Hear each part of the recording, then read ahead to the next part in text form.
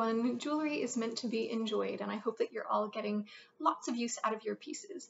But an inevitable side effect is that they will become dirty.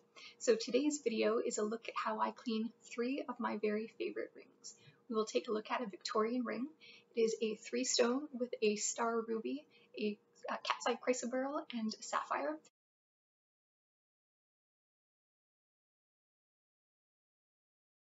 We'll also take a look at a mid-century pearl ring. And we'll take a look at an Art Deco platinum and diamond ring.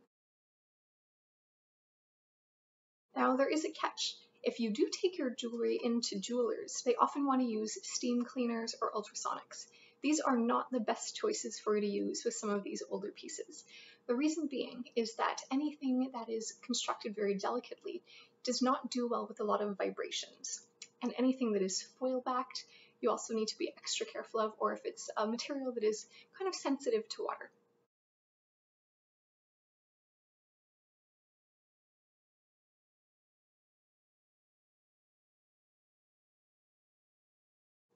All of the pieces that I'm going to be cleaning today for you outside of the pearls are quite hard.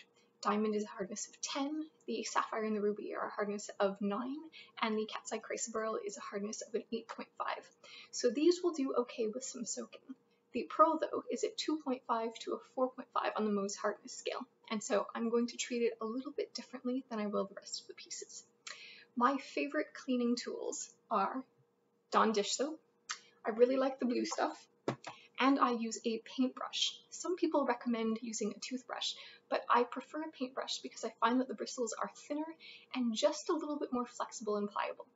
Even the softest toothbrush or a baby toothbrush I find is just a little bit too rough and too abrasive. And when we look at the settings of the pieces that I'm going to be cleaning today, you're going to understand why I want to cut the grease and then be able to get into the nitty-gritty spots.